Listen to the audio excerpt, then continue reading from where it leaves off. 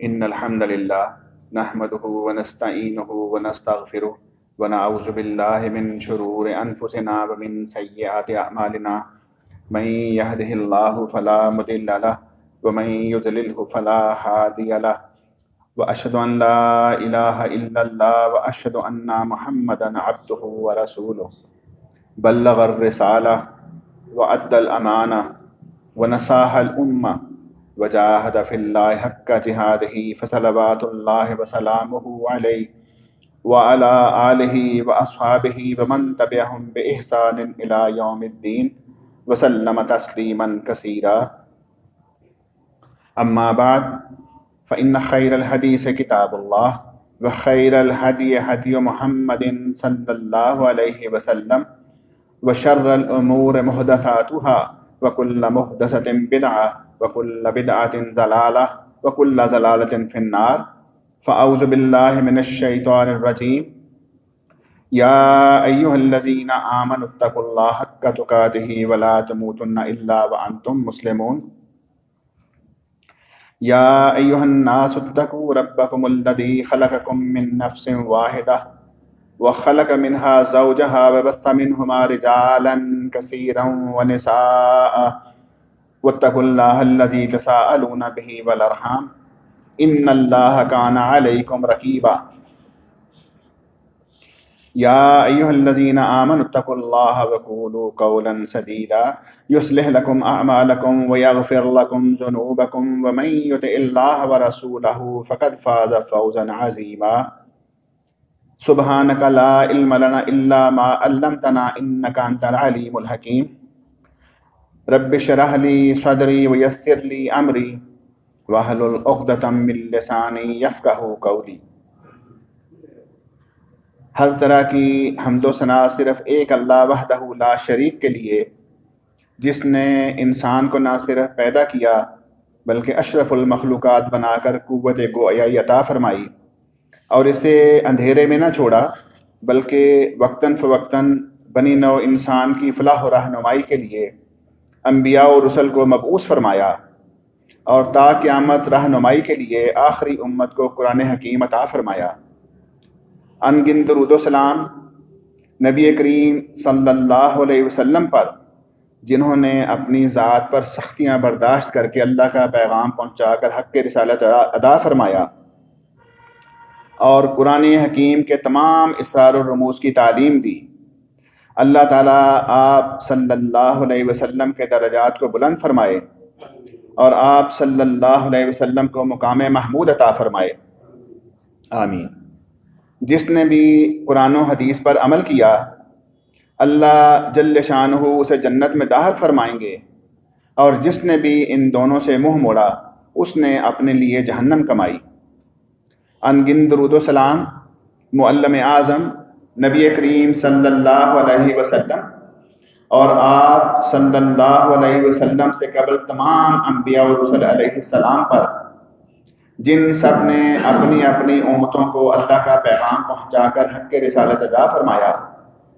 اللہ تعالیٰ ان سب کے درجات کو بلند فرمائے اور شافی معاشر نبی کریم صلی اللہ علیہ وسلم کو مقام محمود عطا فرمائے. آمین. بے شمار رحمتیں ہوں ازواج النبی الطاہرات امہات المؤمنین اور صحابہ کرام رضوان اللہ اجمعین پر، جنہوں نے اللہ جل شانہ کے احکامات اور نبی کریم صلی اللہ علیہ وسلم کے ارشادات پر عمل پیرا ہو کر قیامت تک آنے والوں کے لیے روشن ستاروں کی مانند مشل راہ بنے. انبیاء وراثت میں دینار و درہم نہیں چھوڑتے بلکہ علم چھوڑتے ہیں.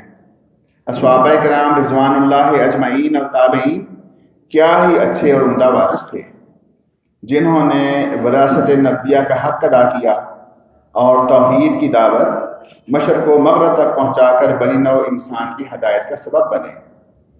اللہ تعالی ہم سب کو ان کی پیروی اور احکامات و ارشادات کی بجا آوری کی توفیق عطا فرمائے.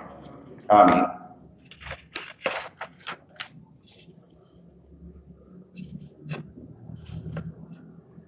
دنیا کے جتنے بھی بڑے مذاہب ہیں، جن میں یہودیت، عیسائیت، پھر پارسی، یہ سب اسی میں شامل ہوتے ہیں۔ تو ان کا عبادت کے لیے بلانے کے لیے طریقہ کار تھا کہ کسی مادی چیز پر یہ انحصار کرتے، جیسے کہ گھنٹی کا بجانا یا کسی بلند مقام پر آگ کو روشن کرنا۔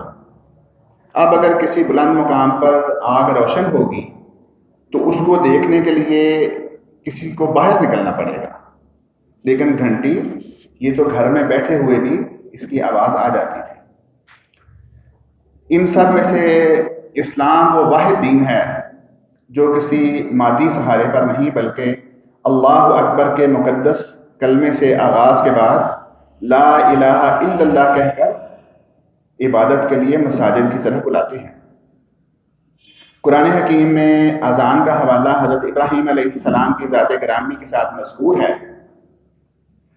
جب انہوں نے اپنے فرزند حضرت اسماعیل علیہ السلام کے ساتھ مل کر بیت اللہ کی تعمیر کو مکمل کیا تو اللہ کے ہاں دعائیں کی، جس میں تھا کہ اے اللہ ہماری اس کوشش کو شرف قبولیت بخشنا اور اس مقام کو پرامن اور سلامتی والا شہر بنانا۔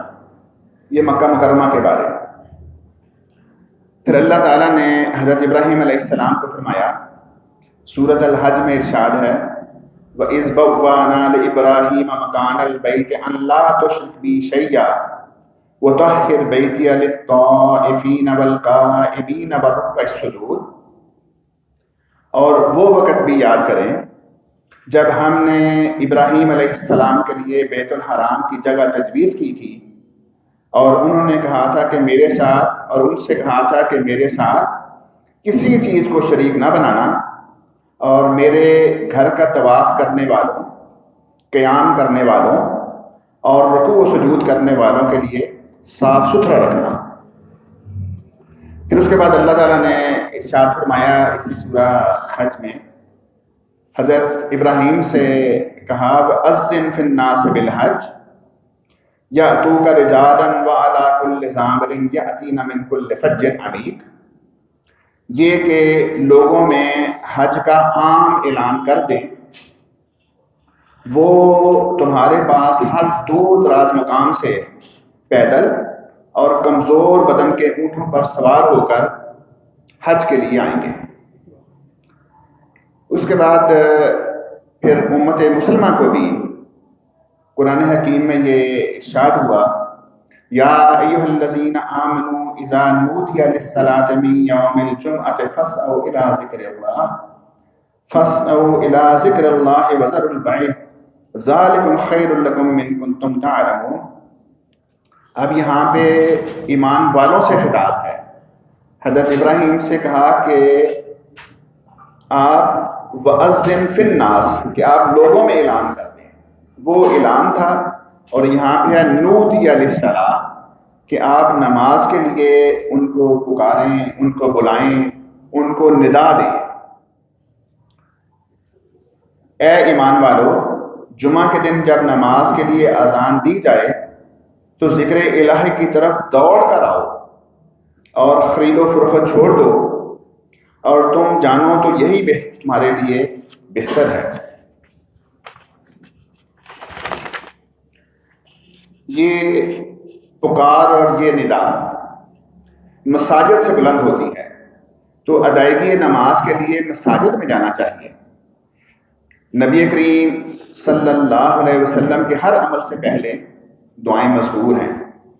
انہی میں سے ہے کہ جس کا پہلے بھی کئی دفعہ تذکرہ ہوا کہ جب ہم مسجد میں داخل ہوتے ہیں تو اللہم افتح لی ابواب رحمتک کہ اے اللہ ہمارے لیے اپنی رحمت کے دروازے کھول دے۔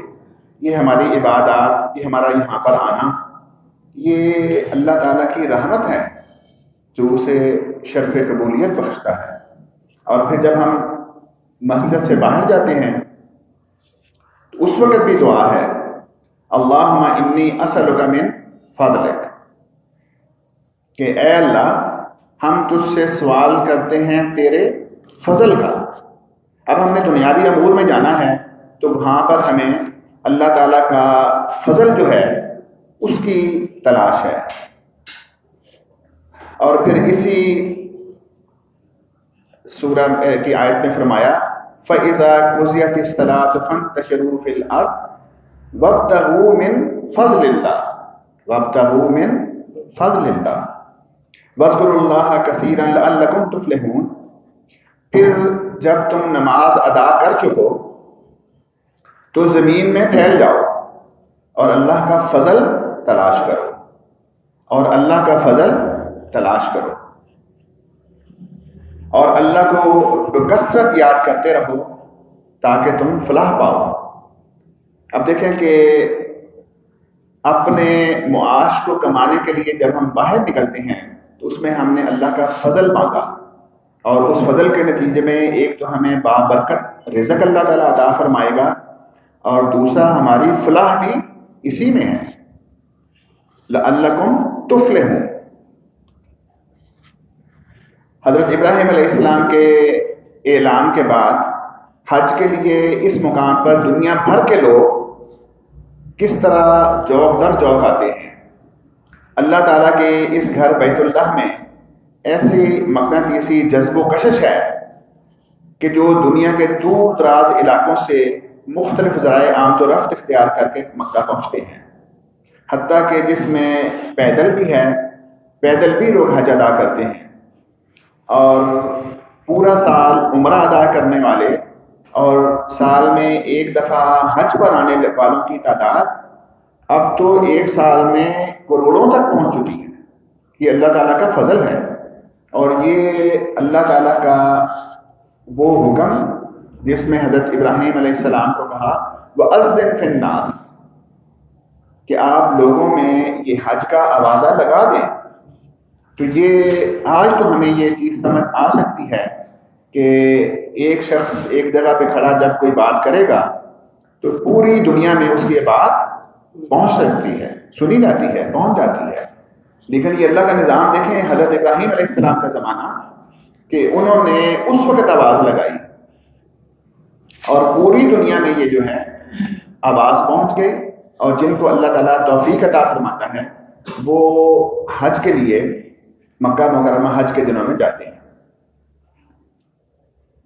نبی کریم صلی اللہ علیہ وسلم جب مدینہ منورہ ہجرت کر کے تشریف لائے تو وہاں پر پھر باجماعت نماز پڑھنے کا اہتمام شروع ہوا، کیونکہ مکہ مکرمہ میں تو جو مظالم تھے یا جس طرح کے وہاں کے کفار اور قریش ظلم و ستم کرتے تھے، اس میں جماعت کے ساتھ نماز پڑھنا ناممکن تھا۔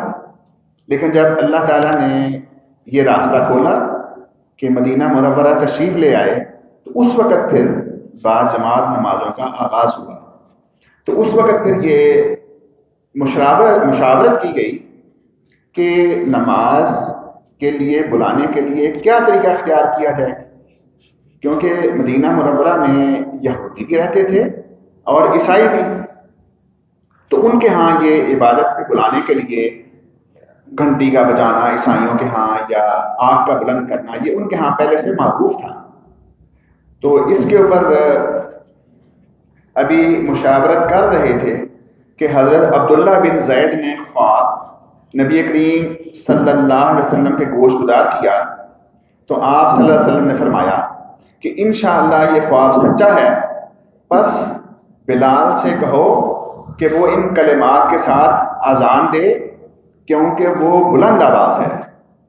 اب یہ حضرت بلال سب سے پہلے مکہ میں اسلام لانے والے، اور اگر حضرت بلال کے اوصاف پہ بات کرنا شروع کریں تو اس کے لیے کتنے جمعے بھی کم پڑ جائیں گے، اتنا اللہ تعالیٰ نے ان کو مقام عطا فرمایا، اور نبی کریم صلی اللہ علیہ وسلم نے ان کو مؤذن مقرر کیا۔ اس کے بعد پھر حضرت بلال سے فرمایا کہ تم عبداللہ بن زید کے ساتھ جو وہ کلمات کہیں تم ان کلمات کو کہتے جاؤ۔ تو یہ وہ اذان تھی جو پہلی دفعہ جب دی گئی تو اس وقت حضرت عمر نے حضرت بلال رضی اللہ عنہما کی اذان اپنے گھر میں سنی، تو جلدی سے وہ نبی کریم صلی اللہ علیہ وسلم کے پاس حاضر ہوئے اور عرض کیا کہ اے اللہ کے رسول، اس ذات کی قسم جس نے آپ صلی اللہ علیہ وسلم کو حق کے ساتھ مبعوث کیا ہے، میں نے بھی ایسا ہی خواب دیکھا ہے۔ نبی کریم صلی اللہ علیہ وسلم نے فرمایا فَلِلَّهِ الْحَمْدُ، کہ اس پر اللہ کا شکر ہے۔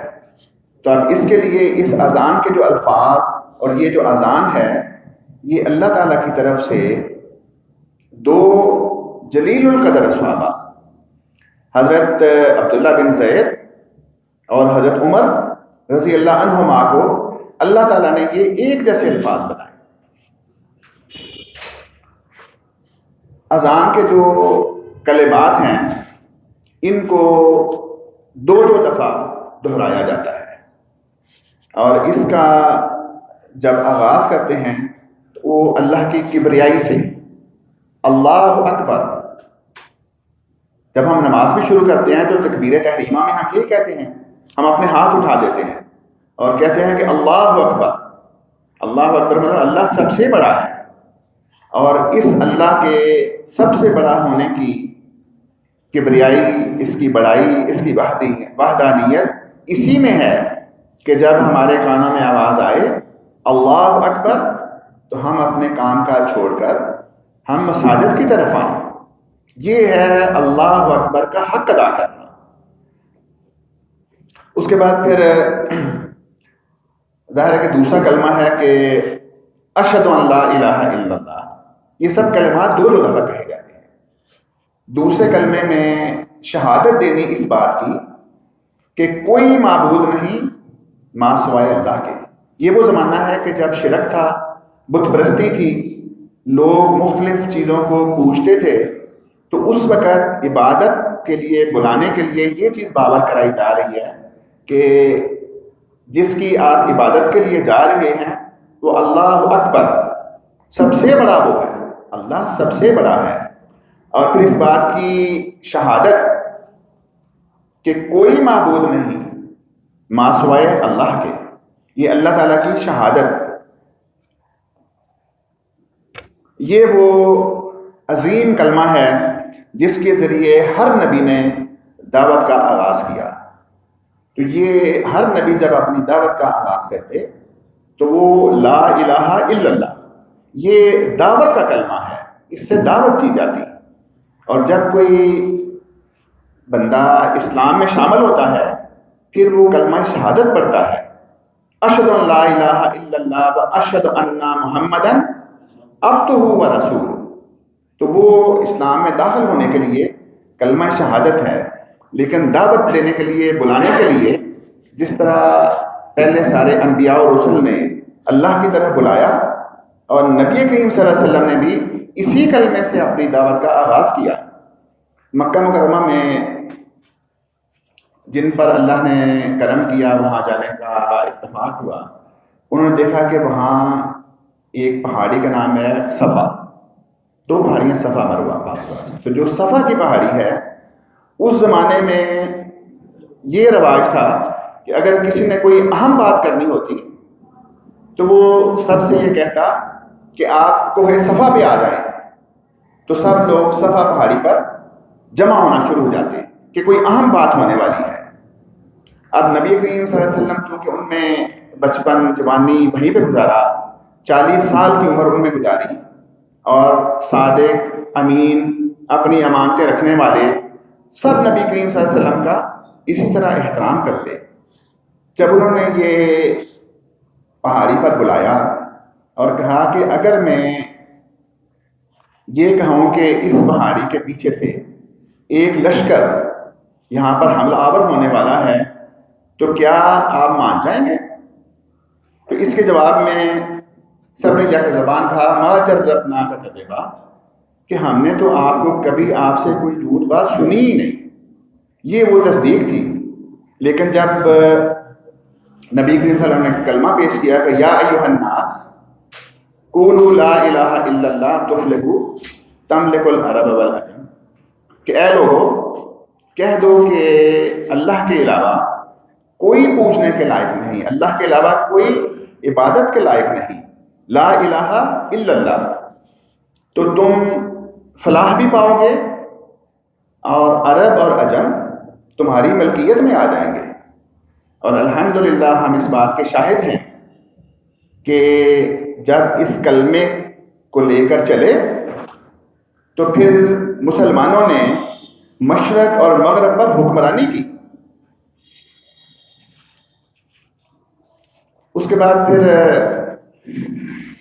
جب یہ کلمہ پیش کیا تو مکہ کے جو کفار تھے ان سے زیادہ اس کلمے کی سمجھ کسی کو نہ آئی، کیونکہ وہ مشرک تھے، شرک کرتے تھے، انہوں نے بت بنا رکھے تھے. تو جب ان کو کہا کہ لا الہ الا اللہ تو ان کے بتوں پر ضرب پڑی، ان کے شرک پر ضرب پڑی. تو انہوں نے اس کلمے کو اس طرح جانا پہچانا کہ اس کی پھر مخالفت کی کہ اگر ہم نے کہہ دیا کہ اللہ کے علاوہ کوئی معبود نہیں تو ہمیں یہ بت چھوڑنے پڑیں گے. لیکن یہ وہی وقت تھا کہ جس نے بھی پھر اس کلمہ کو پڑھ لیا اس نے جان تو دے دی لیکن پھر وہ اسلام سے نکلا نہیں.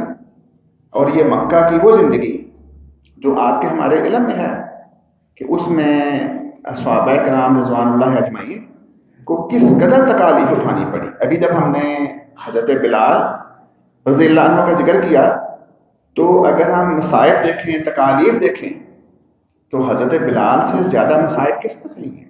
یہ وہ مکے کا زمانہ تھا.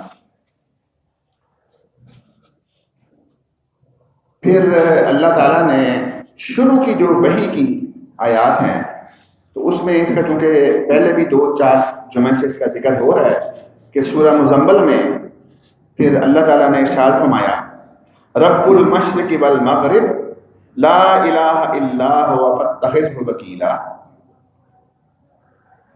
وہ مشرق اور مغرب کا مالک ہے، اس کے سوا کوئی الہ نہیں، لہٰذا اسے ہی اپنا کارساز بنا لیجیے، اسے ہی اپنا وکیل بنا لیجیے. تو اس پہ چونکہ پہلے جمعے میں بھی اس پہ کافی لمبی تفصیل بیان ہو چکی کہ اگر کوئی اپنا کسی کو وکیل بنا دے تو وہ پھر وکیل اس کی طرف سے وکالت کرتا ہے. اور یہ اللہ تعالیٰ نے نبی کریم صلی اللہ علیہ وسلم کو یہ فرمایا کہ مشرق اور مغرب کا رب اللہ ہی ہے اور اس کے علاوہ کسی کی عبادت نہیں ہو سکتی. بس آپ اللہ کو اپنا وکیل پکڑ لیجیے، اللہ کو اپنا وکیل جانیے. اور اس کے بعد پھر یہ بھی تعلیمات دے دی اگلی آیت میں وَاصْبِرْ عَلَىٰ مَا يَقُولُونَ. آپ یہ جو بھی آپ کو کہتے ہیں وَاصْبِرْ عَلَىٰ مَا يَقُولُونَ تو آپ اس پر صبر کیجیے.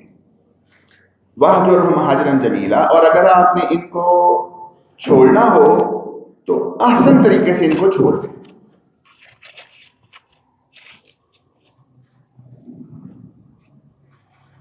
یہ کلمہ ہمارے لیے بھی اتنا معروف ہے کہ جتنا میرا نہیں خیال کہ کسی اور قوموں کے لیے اتنا معروف ہو. کیونکہ جب یہ ہمارے آباء و اجداد نے جب اس پاکستان کا مطالبہ کیا تو اس میں مطالبے میں بھی یہی تھا، ایک ہی نعرہ تھا کہ پاکستان کا مطلب کیا، لا الہ الا اللہ. یہ ہم سے زیادہ کوئی اور قوم اس کلمے کو نہیں جانتی. اور یہ پھر اسی کلمے کی برکت تھی کہ اس مغلوب قوم انہوں نے جب اس کلمے کو سنا تو انہوں نے نہ گھر بھر دیکھا نہ اپنی جان دیکھی اور جوڑ در جوڑ جو تقسیم ہو کے یہ حصہ آیا یہ اس طرف کو وہ آ گئے. اور الحمدللہ آج اگر آپ موازنہ کریں کہ جو پیچھے رہ جانے والے مسلمان اور وہ مسلمان جو پاکستان میں ہیں، ان کے رہن سہن، ان کے عبادت کرنے کا زمین آسمان کا فرق ہے. یعنی ہمارا ان مغلوب مسلمانوں کے ساتھ کوئی مقابلہ ہی نہیں. اور جب سے یہ ذرائع ابلاغ زیادہ ہوئے ہیں وہاں کی ہر خبر ہم تک پہنچتی ہے. آپ نے ہمیں دیکھا کہ جو مسلمان وہاں پہ رہ گئے کتنے دبے ہوئے، کتنے مغلوب ہیں. اللہ تعالیٰ ان کی نصرت فرمائے، اللہ تعالیٰ ان کے لیے آسانیاں پیدا فرمائے. بر صغیر میں جب مسلمانوں نے یہ کلمے کی پکار سنی کہ پاکستان کا مطلب کیا لا الہ الا اللہ، تو بے دریغ اپنے گھر بار اور جائیدادیں چھوڑ کر اپنی جانیں خطرے میں ڈال کر بے بسی کے عالم میں اس ملک میں آ گئے، اور یہاں ان کا خیال تھا کہ اسلام کی حکمرانی اور پاسداری ہوگی، کیونکہ یہ کلمہ ہی نہیں تھا بلکہ یہ ایک عہد اور وعدہ تھا کہ پاکستان کا مطلب کیا لا الہ الا اللہ۔ ہونا تو یہ چاہیے تھا کہ ہم اللہ کے شکر گزار بندے بنتے اور پیچھے رہ جانے والے مسلمانوں کے دیگر گوں حالات دیکھ کر ایمان اور پختہ ہوتا، مگر بدقسمتی سے گزشتہ کئی سالوں سے دین اسلام سے دوری اور اس کلمہ سے انحراف کے نتیجہ میں کبائر میں مسلسل اضافہ ہو رہا ہے۔ حکومتی سرپرستی میں شرک و بدعات اور بے دینی کو پروان چڑھایا جا رہا ہے، سودی کاروبار اور رشوت میں اضافہ، جھوٹ دھوکہ میں اضافہ، خیانت، بددیانتی، لوٹ مار، خون ریزی میں اضافہ۔ جتنا سستا خون بہانا ہے اتنی سستی کوئی اور چیز نہیں، اور اس میں خاندانوں کے خاندان اس خون ریزی کے سبب تباہ ہو رہے ہیں، اور یہ چیز کم ہوتی نظر نہیں آ رہی بلکہ یہ ناسور بڑھتا جا رہا ہے۔ پھر ہم نے دیکھا کہ اس کلمے سے انحراف کے بعد بے حیائی اور فحاشی عروج پر ہے۔ ہر وہ شخص جو غیرت مند ہے وہ نظریں چکائے ہوئے ہیں، ہر کبائر کھلم کھلا ہو رہا ہے، اور یہ رکتا ہوا نظر بھی نہیں آ رہا، کیونکہ اس کی تشہیر کے لیے ہمہ وقت ٹی وی حاضر ہے، جس پر ترقی پسند دانشور اور روشن خیال سیاستدان ان کبائر میں اضافے کا سبب بن رہے ہیں۔ اس دور میں مذہبی رہنما بھی پیچھے نہیں بلکہ مختلف مسالک کے واعظین اپنی بات منوانے کے پر مصر ہیں، اور ان کو ٹی وی پر موقع بھی ملتا ہے۔ غیر مسلم پر توہین کے فتاوی، جبکہ ہمارے ہاں کئی ایک ایسے دینی پروگرام ہیں جن میں فلمی شخصیات کو مدعو کیا جاتا ہے۔ کیا دین اسلام میں استخارے کے یہی احکامات ہیں کہ ایک بیٹھا ہوا شخص ٹیلی فون کرے اور چینل والا آگے سے یہ جواب دے کہ میں نے استخارہ کر لیا ہے اور آپ یوں کر لیں؟ اس سے بڑا کوئی مذاق ہو سکتا ہے؟ یہ استخارہ جو ہے نا، یہ انہوں نے اسلامی شاعر ان کی بھی توہین کر رہے ہیں، حالانکہ استخارہ کی اتنی اہمیت ہے کہ ہم میں سے کوئی ایسا شخص نہ ہو جو کوئی اہم کام کرنے لگے اور اس سے پہلے استخارہ نہ کرے، اور یہ استخارہ ہر وہ شخص کرے جس کو کچھ طلب ہے، جس نے کوئی کام کرنا ہے۔ یہ چونکہ آہستہ آہستہ ہمارے اندر یہ چیزیں آ گئی ہیں کہ ہم اپنے کام مولوی پہ ڈال دیتے ہیں، ہم اپنے کام قبروں والے پہ ڈال دیتے ہیں، اور سال میں ایک دفعہ کوئی ایک رات منا لی جس رات کا قرآن و حدیث میں ذکر نہ ہو، اور یہ سمجھ لینا کہ ہم نے پورے سال کا دھونا دھو لیا۔ ایسا نہیں ہے، یہ استخارے کی بہت زیادہ اہمیت ہے، اور اس میں اللہ تعالیٰ سے یہ بنیادی طور پر یہ اللہ تعالیٰ سے ایک دعا ہے کہ یا اللہ میں یہ کام کرنے والا ہوں، اور آپ کو پتہ ہے ہماری زندگی میں بے شمار اس طرح کے کام ہیں جو بڑے اہم ہوتے ہیں۔ اب چونکہ جیسے جیسے آگے اولاد بڑی ہوتی ہے، ان کے رشتوں کے معاملات آ جاتے ہیں، کاروباری معاملات آ جاتے ہیں، سفر کے معاملات آ جاتے ہیں، کئی ایسی چیزیں ہیں، گاڑی خریدنی ہے آپ نے، استخارہ کر لیں، اللہ تعالیٰ اس استخارے کی برکت سے ان مصائب سے محفوظ فرماتا ہے۔ اور اس استخارے کا یہ مطلب نہیں کہ ضرور اس کی کوئی خواب آئے یا آپ کو کوئی واضح ہدایات مل جائیں، یہ اللہ سے دعا ہے، اور یہ چونکہ اتنی معروف استخارے کی دعا ہے کہ تقریباً ہر اسلامی کتب میں یہ لکھی ہوئی ہے، تو ہم میں سے کوئی ایسا شخص نہ ہو کہ جو کام کرنا چاہے اور وہ اس سے پہلے استخارہ نہ کرے۔ اس کی بہت اہمیت ہے، لیکن جب ہم دوسری طرف دیکھتے ہیں کہ یہ ٹی وی پر بیٹھے ہوئے لوگ اس کو مذاق بنا لیتے ہیں، یہ مذاق نہیں ہے، یہ جو ہماری اسلامی تعلیمات ہیں یہ ان کا مذاق اڑانا ہے۔ یہ کیسے ہو سکتا ہے کہ یہاں خطبہ جمعہ میں بیٹھا ہوا کوئی شخص مجھ سے پوچھے، کوئی سوال کرے کہ جی میں نے کل ایسا کرنا ہے، تو میں تھوڑی دیر چپ رہوں تو کر لیں؟ یہ نہیں ہو سکتا۔ یہ ہر اس شخص نے خود یہ کام کرنا ہے، جس کو یہ حاجت ہے وہ خود اس کام کو کرے۔ پھر اس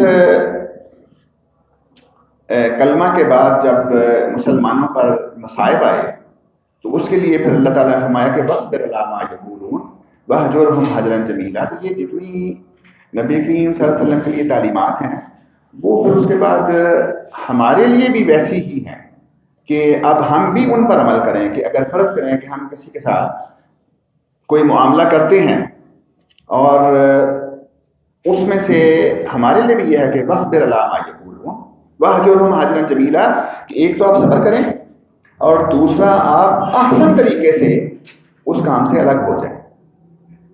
اچھا، یہ ہو نہیں سکتا کہ آپ کسی کام کو اللہ کے لیے چھوڑ دیں اور جو دوسرا شخص ہے وہ یہ جانتا ہے کہ اس نے اللہ کے لیے چھوڑ دیا ہے، اس کو بھی پتہ ہے، لیکن اس میں پھر اللہ تعالیٰ اس کو اس کا اجر عطا فرمائے گا۔ قرآن حکیم میں کئی مقامات پر توحید کا یہی درس ہے کہ اللہ کے ساتھ کسی کو شریک نہیں ٹھہرانا۔ اللہ تعالیٰ کا ارشاد ہے وَلَا تَدْعُ مَعَ اللَّهِ إِلَٰهًا آخَرَ لَا إِلَٰهَ إِلَّا هُوَ كُلُّ شَيْءٍ هَالِكٌ إِلَّا وَجْهَهُ لَهُ الْحُكْمُ وَإِلَيْهِ تُرْجَعُونَ۔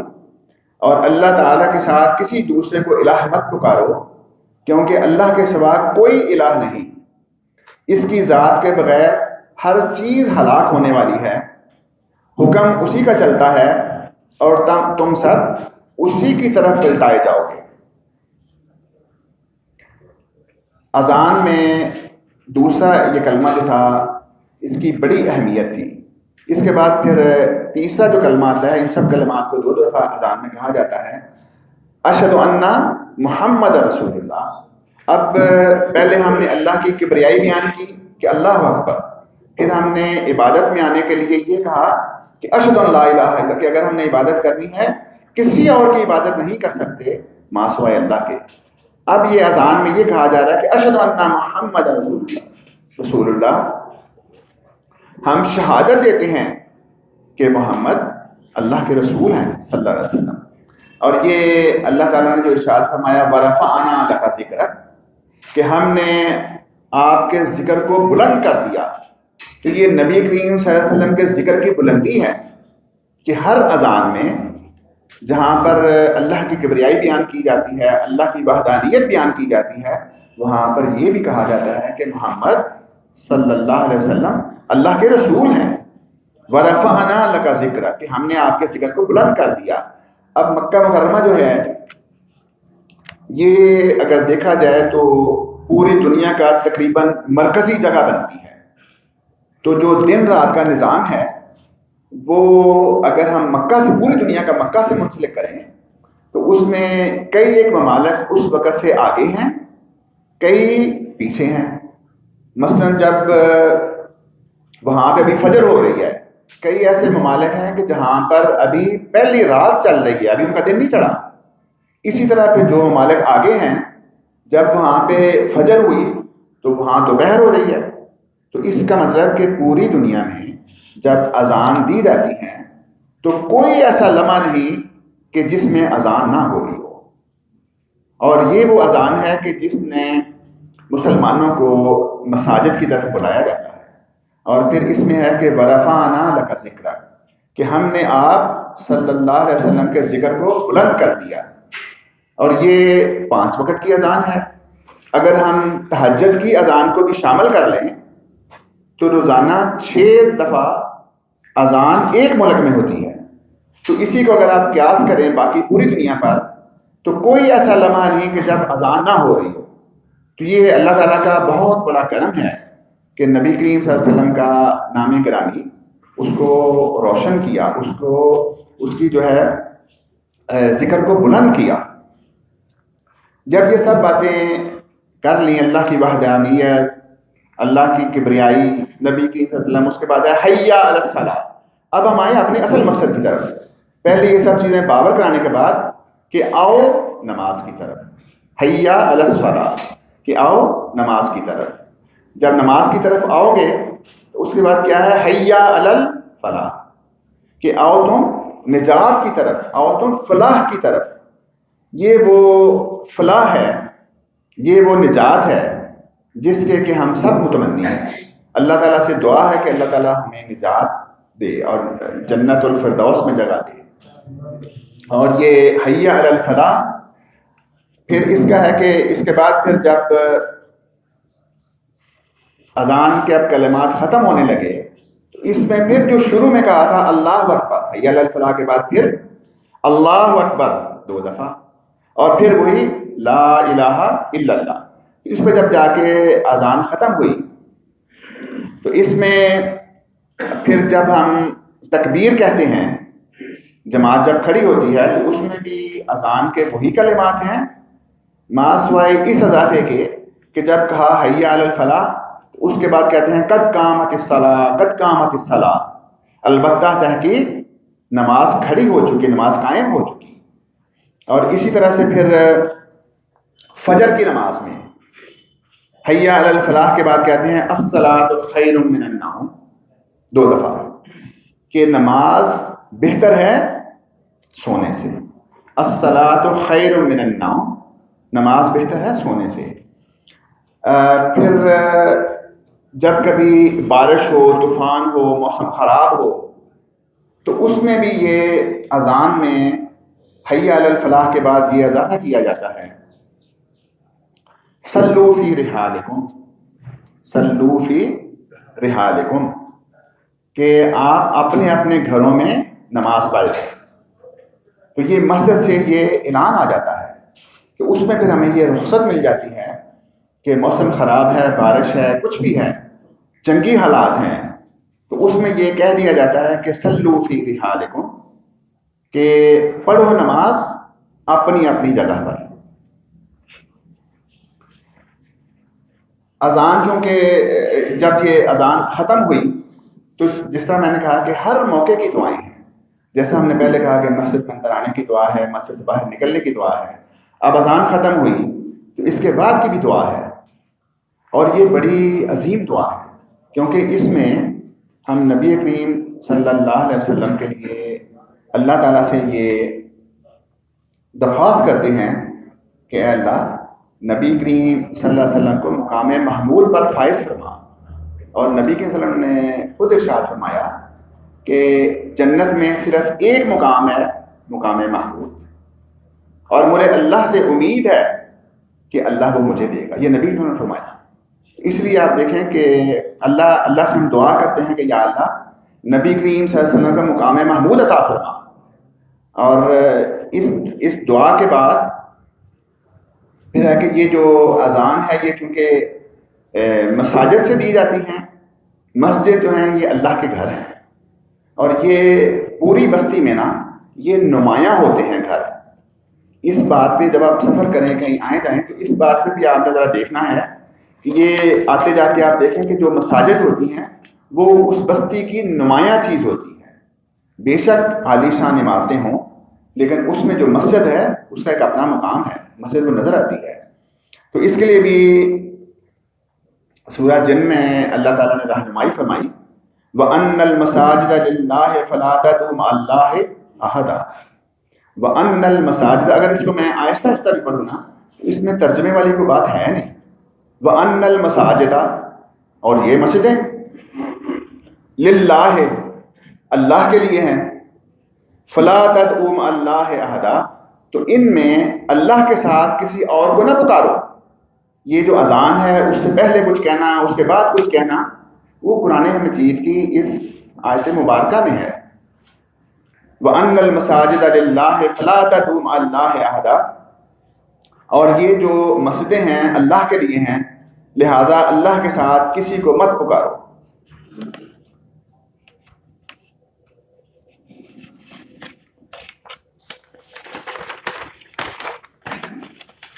پھر انسان کے لیے جو نیند ہے یہ اس کے آرام کا ایک ذریعہ ہے، اور یہ جو نیند ہے یہ رات کی نیند کچھ پہر بھی ملے تو اس میں دن بھر کی تھکاوٹ دور ہو جاتی ہے۔ یہ رات کو جب ہم سوتے ہیں تو اس وقت نبی کریم صلی اللہ علیہ وسلم نے فرمایا یعقد الشیطان علی قافیۃ رأس احدکم اذا هو نام، کہ تم میں سے جو بھی شخص رات کو سونے لگتا ہے تو شیطان اس کے پیچھے 3 گرہ لگا دیتا ہے، شیطان اس کے پیچھے 3 گرہ لگا دیتا ہے۔ اس میں سے جب بندہ صبح اٹھنے کی کوشش کرتا ہے تو شیطان اس کو وسوسہ ڈالتا ہے کہ ابھی رات بڑی باقی پڑی ہے، سو جا۔ اور آپ نے دیکھا کہ کئی دفعہ ہمارے ساتھ یہ ہوتا ہے کہ ہم اچھی طرح اٹھ گئے ہیں اور شیطانی غلبے میں آ گئے ہیں اور پھر سو گئے۔ یہ شیطانی وسوسہ ہے۔ پھر اس کے بعد کہتا ہے کہ رات بڑی لمبی ہے تو سو جا۔ اچھا، اب یہ گرہ کھلتی کیسے ہیں؟ نبی کریم صلی اللہ علیہ وسلم نے رہنمائی فرمایا کہ جب وہ بندہ اٹھ جاتا ہے، بیدار ہو جاتا ہے، تو اس کی پہلی گرہ کھل جاتی ہے۔ اس کے بعد جب وہ وضو کر لیتا ہے تو اس کی دوسری گرہ بھی کھل جاتی ہے، اور جب وہ نماز پڑھ لیتا ہے تو اس کی تیسری گرہ بھی کھل جاتی ہے۔ اچھا، یہ 3 گرہ کھلنے کا تو ذکر آ گیا، لیکن آپ اس کے اثرات دیکھیں کہ اس کے اثرات یہ ہیں فَأَصْبَحَ نَشِيطًا طَيِّبَ النَّفْسِ، وہ اپنی صبح بالکل تر و تازہ اور چست و چالاک والی کرتا ہے، یعنی جب اس کو صبح ہوتی ہے تو اس کو کوئی تھکاوٹ نہیں، وہ پوری طرح نشیط ہے، طیب النفس ہے، یعنی اس کا جو دل ہے وہ خوش ہے۔ یہ اس گرہ کھلنے کے بعد ہے۔ اور پھر فرمایا کہ جو اس پہ عمل نہیں کرتا اور ان 3 گرہ کے ساتھ اٹھ جاتا ہے تو وہ سارا دن بدظن رہتا ہے اور اس پر سستی چھائی رہتی ہے، کسلان، نفس الکسلان، کہ وہ سست بدن کے ساتھ سارا دن چلتا پھرتا ہے۔ پھر نماز چونکہ مسجد میں آ کے پڑھنے کا حکم ہے، اذان ہوئی کہ مسجد میں جا کے پڑھنی ہے، اس کے لیے نبی کریم صلی اللہ علیہ وسلم نے فرمایا من صلی للہ اربعین، من صلی للہ اربعین یوما فی جماعہ، کہ جس شخص نے 40 روز تک جماعت کے ساتھ نماز پڑھی، یدرک التکبیر الاولی، اور اس نے تکبیر اولیٰ کو پا لیا 40 دن۔ تکبیر اولیٰ سے مراد ہے کہ جب آپ مسجد میں آئے تو امام نے کہا اللہ اکبر، پہلی رکعت شروع ہوئی، یہ تکبیر اولیٰ ہے، اس نے تکبیر اولیٰ کو پا لیا، کتب لہ براءتان، تو اس کے لیے دو براءت یا 2 خوشخبریاں لکھ دی جاتی ہیں۔ پہلی کیا ہے؟ براءت من النار، کہ اس کی آگ سے برات ہو جاتی ہے، اس کا آگ سے چھٹکارا ہو جاتا ہے، کتنی بڑی نعمت ہے۔ وبراءت من النفاق، اور دوسرا وہ نفاق سے بچ جاتا ہے۔ اللہ تعالیٰ سے دعا ہے کہ ہمیں باجماعت نماز پڑھنے کی توفیق عطا فرمائے، اور نبی کریم صلی اللہ علیہ وسلم نے 7 ایسے خوش نصیب لوگوں کا ذکر فرمایا جن کو قیامت کے روز جب کوئی سایہ نہ ہوگا تو اللہ تعالیٰ کے عرش کا سایہ نصیب ہوگا۔ ان 7 میں سے ایک شخص وہ ہے کہ جس کا دل مساجد میں لگا رہتا ہے، ایک نماز کے بعد دوسرے کی تیاری، اس کے بعد پھر نماز کی تیاری. اس کا خیال نمازوں کی طرف ہوتا ہے. اگر تھوڑی دیر کے لیے اگر اس کا خیال ہٹا بھی ہے تو اتنے میں اس نے آواز سن لی اللہ اکبر اللہ اکبر، اذان کی آواز سن لی، اب وہ پھر مساجد کی طرف آ جائے گا. تو اللہ تعالیٰ سے دعا ہے کہ اللہ تعالیٰ ہمیں ان 7 خوش نصیبوں میں سے فرمائے، اور اس دن اللہ کا عرش کا وہ سایہ ہمیں نصیب فرمائے جس دن کوئی اور سایہ نہ ہوگا. وآخر الدعوانا ان الحمد للہ رب العالمین.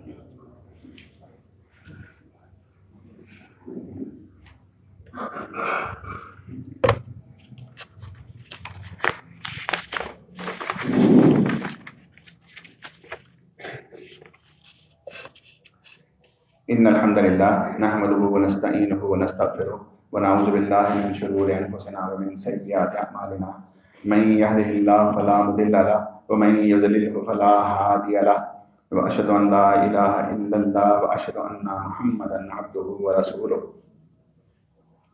ان الله وملائكته يصلون على النبي يا ايها الذين امنوا صلوا عليه وسلموا تسليما. اللهم صل على محمد وعلى آل محمد كما صليت على إبراهيم وعلى آل إبراهيم إنك حميد مجيد. اللهم بارك على محمد وعلى آل محمد كما باركت على إبراهيم وعلى آل إبراهيم إنك حميد مجيد. اللهم أظلني تحت ظل عرشك يوم لا ظل إلا ظلك ولا باقي إلا وجهك واسقني من حوض نبيك سيدنا محمد صلی اللہ علیہ وسلم شربتاً حنیتاً مریتاً لا نظمع بعدها ابدا. اللہم ان لک علی حقوقاً کثیرتاً فیما بینی وبینک وحقوقاً کثیرتاً فیما بینی وبین خلقک. اللہم ما کان لک منہا فاغفرہ لی وما کان لخلقک فتحملہ عنی واغننی بحلالک عن حرامک وبطاعتک عن معصیتک وبفضلك عمن سواك يا واسع المغفرة. اللهم إني أسألك إيمانا كاملا ويقينا صادقا ورزقا واسعا وقلبا خاشعا ولسانا ذاكرا ورزقا حلالا طيبة وتوبة نصوح وتوبة قبل الموت وراحة عند الموت. اللهم يا رب البيت العتيق آتك ركابنا وركاب آبائنا وأمهاتنا وإخواننا وأولادنا من النار یا ذا الجود والکرم والفضل والمن والعطاء والإحسان. اللهم احسن عاقبتنا في الامور كلها واجرنا من خزي الدنيا وعذاب الآخرة. توفنا مسلمين والحقنا بالصالحين غير خزايا ولا مفتونين. ان الله يأمر بالعدل والإحسان وإيتاء ذي القربى وينهى عن الفحشاء والمنكر والبغي يعظكم لعلكم تذكرون. اقم الصلاة ان الصلاة تنہی عن الفحشاء والمنکر ولذکر اللہ اکبر واللہ یعلم ما تصنعون.